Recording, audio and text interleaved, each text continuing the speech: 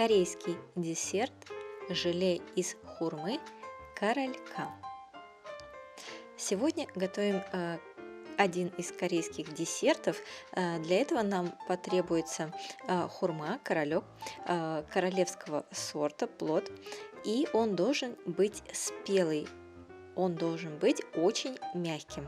Зрелые твердые плоды мы будем засушивать в следующем видео. Не пропустите, подписывайтесь на канал.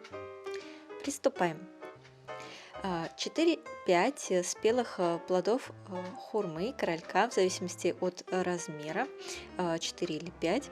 Мы с вами что делаем? Мы у них должны оторвать хвостики. Хвостики не выбрасываем. Помним, мы их засушим на чай, который будем сегодня тоже пить.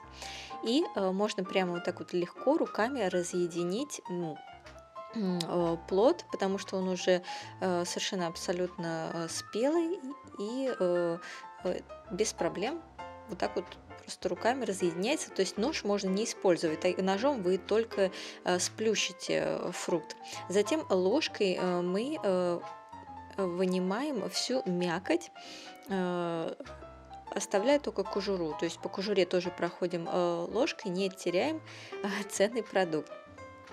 Некоторые места могут быть все-таки еще немного более-менее твердыми и могут встретиться вот такие вот грязные места. Их нужно будет удалить, потому что наше желе должно быть чистым и прозрачным и иметь красивый и ровный оттенок.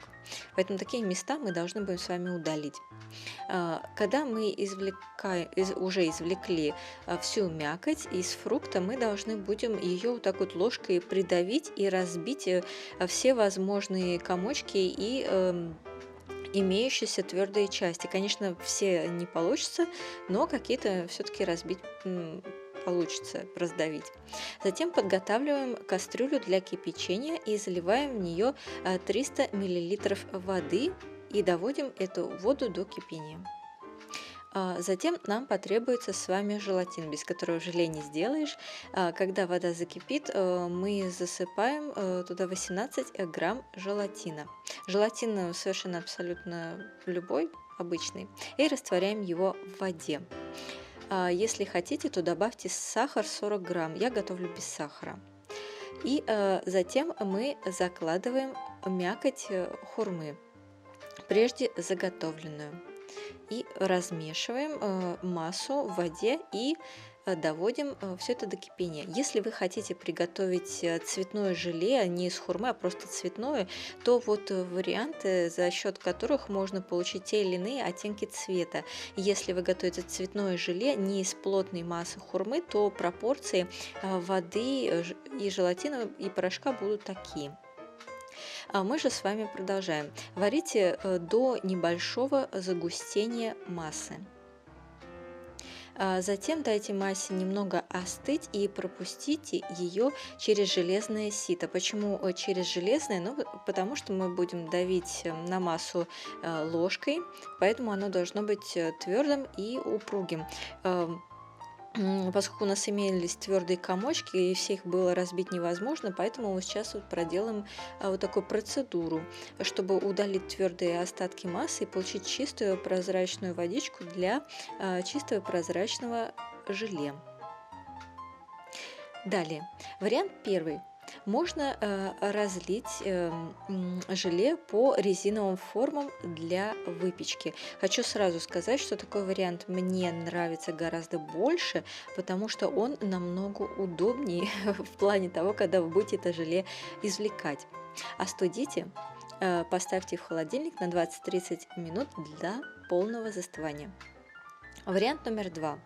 Можно залить желе в плоскую форму, дать застыть и затем вырезать формы самого желе. Мы должны будем остудить точно так же, поставить на 20-30 минут в холодильник, чтобы оно застыло. Мы подготовим какую-нибудь красивую коробочку. Я взяла прозрачную коробочку, чтобы соответствовало настроению прозрачности желе. И будем сразу туда его укладывать для подарочка. Так, удобнее всего вырезать формы обычными железными формами для вырезания печенье, когда мы делаем печенье. Но у меня нашлась вот только такая форма, и оказалось это жутко неудобно, потому что желе там не застревало, и я потом не могла его выдавить. Но, как говорится, ничего не боимся трудностей, просто вырезаем форму, возьмем ложечку, и ложкой, поддевая каждое желе, просто надо действовать медленно и аккуратно, чтобы его не повредить, чтобы форма осталась аккуратной и красивая. Извлекаем каждую вырезанную форму и аккуратно укладываем ее в коробочку. Затем мы с вами будем эту коробку, подарочную коробку, оформлять в подарочном варианте. То есть мы с вами уже делали конфеты из каштана, и затем эту коробку с конфетами из каштана мы красиво в корейском стиле оборачивали текстилем. С этой коробочкой мы в следующем видео поступим точно так же. А сейчас еще немного декорации. Возьмем какие-нибудь красивые стикеры. Я взяла стикеры с корейскими орнаментами и налепила их на коробочку. Десерт у нас корейские, орнаменты тоже, поэтому все у нас друг другу прекрасно соответствует и дополняет. Вообще это очень интересный, увлекательный процесс, и я думаю, что любой из ваших знакомых или родственников будет очень приятно удивлен таким вот подарком, вкусным и даже полезным, и вот так вот красиво от души украшенным собственными руками. Так что подумайте о таком варианте. Сейчас будет обычный чай из хвостиков хурмы. Да, такой чай тоже бывает. И корейцы пьют такой чай. В прошлый раз, когда мы делали с вами кимчи из хурмы, мы оставили от нее хвостики, и они были хорошо промыты вместе с хурмой, и затем мы их засушили, для того, чтобы сегодня пить чай с десертом. Для одной заварки на чайничек на 250 мл горячей воды нам потребуется 5-7 хвостиков, в зависимости от того, хотите вы крепкий или не крепкий. Заливаем горячей водой, накрываем крышечкой, и для того, чтобы такой чай заварился, требуется подождать 5-7 минут. Поскольку этот чай не листовой, он достаточно твердый, поэтому ему требуется больше времени, чем листовому, которому необходимо всего лишь 2 минуты. И посмотрите, какой цвет он имеет, такой легкий коричневато-зеленоватый оттенок. И, конечно же, мы не будем только просто пить чай, мы будем тестировать наше желе. Для этого возьмем резиновую форму, которую мы заливали. Не знаю, что это, зайчик или белочка. Мне больше хочется думать, что это белочка, потому что сейчас осень, вот, и настроение осеннее. Аккуратно извлекаем его вот таким вот образом, чтобы не повредить. Я, кстати, не до конца заливала форму. И сейчас попробуем, как-то оно.